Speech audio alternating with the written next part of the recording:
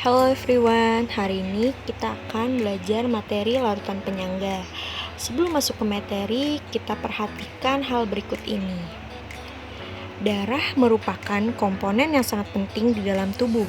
Salah satu fungsi darah adalah mengangkut oksigen untuk disebarkan ke seluruh tubuh. Namun darah itu akan bekerja secara optimal sebagai pengangkut oksigen pada pH sekitar 7,4.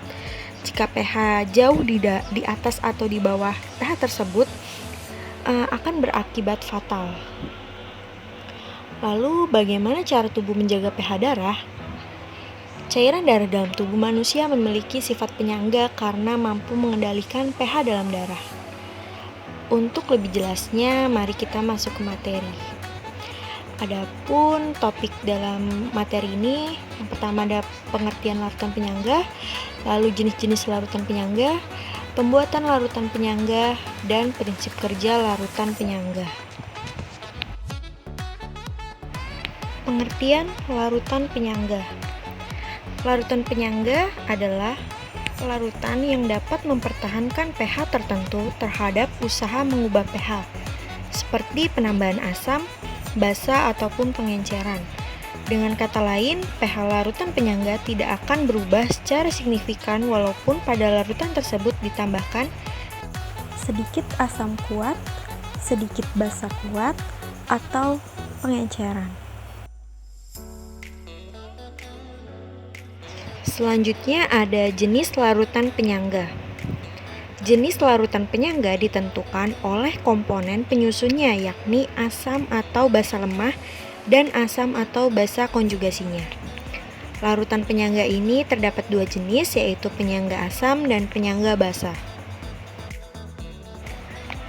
Yang pertama ada larutan penyangga asam. Larutan penyangga asam ini terdiri dari asam lemah dengan basa konjugasinya. Contohnya itu ada CH3COOH dengan CH3COONA atau CH3COO-. Basa konjugasi di sini adalah CH3COO- yang dapat diperoleh dari larutan garamnya, yaitu kation logam dari masing-masing anionnya. Yang kedua ada larutan penyangga basa, yaitu larutan penyangga yang terdiri dari basa lemah dengan asam konjugasinya. Contohnya itu ada NH4OH dengan NH4+ atau NH4Cl. Asam konjugasi di sini adalah NH4+ yang didapatkan dari larutan garam, yaitu dari anion logam dari masing-masing kationnya. Selanjutnya ada pembuatan larutan penyangga. Sini terbagi menjadi dua cara, yaitu pembuatan secara langsung dan pembuatan secara tidak langsung. Pembuatan secara langsung dilakukan dengan mencampurkan asam lemah Ha dengan garam basa konjugasinya menghasilkan La yang dapat terionisasi menghasilkan ion amin, atau dengan mencampurkan basa lemah B dengan garam asam konjugasinya menghasilkan BHX yang dapat terionisasi menghasilkan ion BH+. Dapat kita contohkan di sini dengan pencampuran larutan CH3COONA dengan larutan CH3COOH dan larutan NH4Cl dengan larutan NH4OH. Adapun pembuatan larutan penyangga secara tidak langsung yaitu dengan cara mencampurkan suatu asam lemah dalam jumlah berlebih dengan suatu basa kuat sehingga bereaksi menghasilkan garam basa konjugasi dari asam lemah tersebut, atau dengan mencampurkan suatu basa lemah dalam jumlah berlebih dengan suatu asam kuat sehingga bereaksi menghasilkan garam asam konjugasi dari basa lemah tersebut. Contohnya kita mereaksikan larutan CH3COOH yang merupakan asam lemah dengan NaOH yang merupakan basa kuat menghasilkan CH3COONA ditambah H2O. CH3COOH di sini jumlahnya harus berlebih. Lalu ada juga contoh kita mencampurkan larutan NH4OH yang merupakan basa lemah dengan HCl yang merupakan asam kuat menghasilkan NH4Cl plus H2O. Selanjutnya, prinsip kerja larutan penyangga. Larutan penyangga bekerja sesuai konsepnya bahwa larutan ini dapat mempertahankan pH awal larutan meskipun ke dalam larutan ditambahkan asam kuat maupun basa kuat atau air dalam jumlah tertentu. Larutan penyangga mengandung komponen asam dan basa lemah dengan asam dan basa konjugasinya sehingga dapat mengikat baik ion H+ ataupun ion OH-. Yang pertama kita bahas prinsip kerja larutan penyangga asam. Pada penambahan asam, ion H+ dari asam akan menambah konsentrasi H+ pada larutan dan menyebabkan kesetimbangan bergeser ke kiri.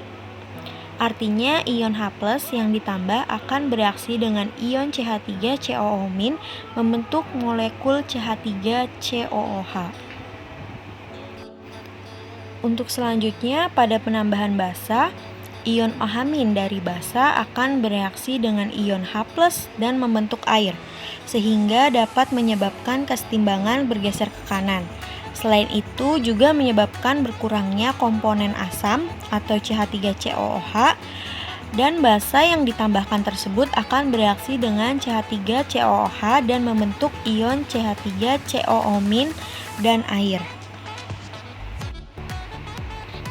Sedangkan pada penambahan air atau pada pengenceran, derajat ionisasi asam lemah atau CH3COOH akan bertambah besar, yang berarti jumlah ion H+ dari ionisasi CH3COOH juga bertambah. Akan tetapi karena volume larutan juga bertambah, pengaruh penambahan konsentrasi H+ menjadi tidak berarti. Oleh karena itu, pada kesetimbangan baru tidak akan terjadi perubahan konsentrasi ion H+ sehingga pH dapat dipertahankan. Selanjutnya kita bahas prinsip kerja larutan penyangga basa. Sini kita contohkan pada NH4OH dan NH4+. Pada penambahan asam, ion H+ dari asam akan mengikat OH-. Hal itu akan menyebabkan kesetimbangan bergeser ke kanan, sehingga konsentrasi ion OH- dapat dipertahankan dan berkurangnya komponen basa. Asam yang ditambahkan akan bereaksi dengan basa atau dengan NH3 dan membentuk ion NH+. Lalu prinsip kerja larutan penyangga basa pada penambahan basa, kesetimbangan akan bergeser ke kiri sehingga konsentrasi ion OH- dapat dipertahankan. Basa yang ditambahkan itu akan bereaksi dengan komponen asam atau NH+ dan akan membentuk komponen basa NH3 dan air. Yang terakhir pada penambahan air atau pengenceran, derajat ionisasi basa lemah akan bertambah besar, yang berarti jumlah OH- dari ionisasi NH3 bertambah.